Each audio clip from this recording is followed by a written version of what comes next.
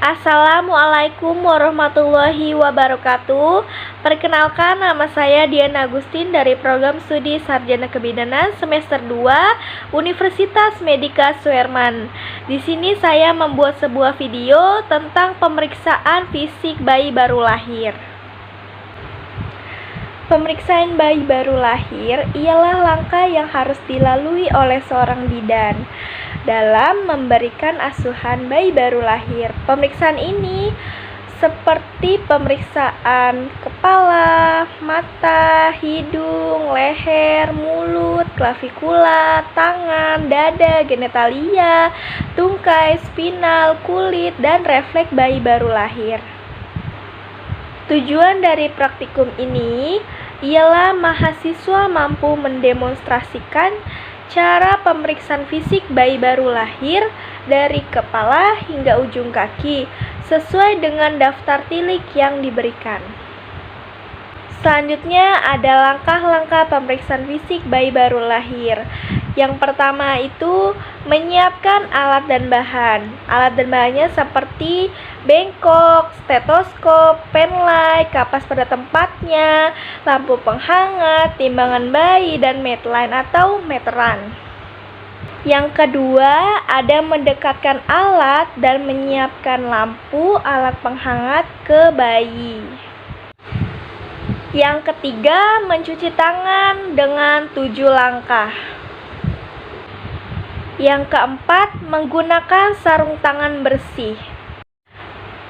Yang kelima, menidurkan bayi terlentang dan menjaga kehangatannya. Lalu langkah yang keenam, memeriksakan kepala bayi. Yang pertama, bentuk kepalanya simetris atau asimetris, adanya caput sukandanium, adanya cepal hematom. Terus yang keempat, ada tandanya molding. Langkah yang ketujuh, memeriksakan mata pada bayi. Yang pertama, bentuk mata. Yang kedua, katarak kongenital. Yang ketiga, strabismus. Yang keempat, pendarahan konjungtiva. Yang kelima, pus atau tanda gonoblenore. Langkah yang ke-8 ialah memeriksakan hidung pada bayi. Yang pertama, pemeriksaan cuping hidung. Yang kedua, epikanthus. Yang ketiga, septum nasi. Lalu langkah yang ke-9 ialah memeriksakan mulut pada bayi. Yang pertama, infeksi simetris atau tidak. Yang kedua, infeksi adanya labiopalatosisis. Langkah yang ke-10 ialah memeriksakan telinga kepada bayi. Yang pertama, infeksi bentuk telinga. Yang kedua, posisi telinga dengan menarik garis hayal dari bagian luar sudut mata secara horizontal ke arah ujung atas daun telinga. Lalu langkah yang ke-11 ialah memeriksakan leher kepada bayi. Melakukan palpasi pada leher dengan menggerakkan jari ke sekeliling leher bayi. Lalu langkah yang ke-12 ialah memeriksakan klavikula kepada bayi.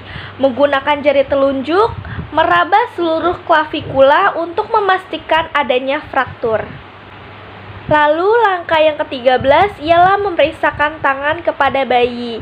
Yang pertama, memeriksakan kedua tangan dan membandingkan. Lalu yang kedua, memeriksakan adanya sindaktili dan polidaktili. Lalu langkah yang ke-14 ialah memeriksakan dada kepada bayi. Yang pertama, memeriksakan kesimetrisan gerakan dada bayi saat bernafas. Yang kedua, melihat adanya retraksi interkostal. Yang ketiga, melakukan inspeksi puting susu dan areola transparan atau tidak. Lalu langkah yang ke-15 ialah memeriksakan abdomen. Yang pertama, hernia umbilikalis. Yang kedua, pendarahan tali pusat. Lalu langkah yang ke-16 ialah memeriksakan genitalia untuk bayi laki-laki dan untuk bayi perempuan. Yang pertama, untuk bayi laki-laki terlebih dahulu. Yang pertama, mengukur panjang penis kurang lebih 3 cm. Yang kedua, memastikan adanya lubang uretra pada bayi laki-laki. Yang ketiga, memeriksakan adanya tanda fimosis. Yang keempat, melakukan palpasi skrotum. Apakah testis sudah masuk skrotum atau belum? Yang kedua, untuk bayi perempuan, memeriksakan vulva dengan cara membuka labia secara perlahan untuk memastikan adanya orifisium uretra dan lubang vagina. Lalu langkah yang ke-17 ialah memeriksakan tungkai kepada bayi. Yang pertama itu memeriksakan kesimetrisan. Yang kedua, memeriksakan panjang kedua tungkai dengan cara meluruskan kemudian membandingkannya. Yang ketiga, memeriksakan adanya fraktur dengan cara melakukan tes ortolani. Nah, tes ortolani itu ada membuka pakaian bayi. Yang kedua, memeriksakan panggul dengan cara memegang masing-masing kaki. Letakkan ibu jari pada bagian dalam femur, sedang jari tangan dan telunjuk di atas trochanter mayor.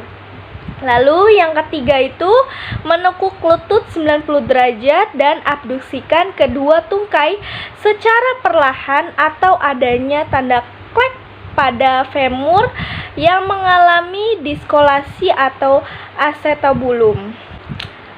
Lalu yang ke-18 ialah memeriksakan spinal kepada bayi. Yang pertama, menelungkupkan bayi dan cari tanda abnormalitas seperti spina bifida. Nah, yang kedua itu memastikan adanya sphincter ani. Lalu langkah yang ke-19 ialah memeriksakan kulit kepada bayi. Warna kulit, adanya ruam dan bercak, lahir dan memar. Lalu ada langkah yang ke-21 ialah membereskan alat-alat. Langkah ke yang 22 ialah mencuci tangan dengan baik dan benar. Langkah ke-23 ialah mendokumentasikan hasil pemeriksaan fisik bayi baru lahir tersebut. Sekian dari saya, mahasiswi Sarjana Kebidanan semester 2 Universitas Medika Suherman. Kurang lebihnya mohon maaf. Wassalamualaikum warahmatullahi wabarakatuh.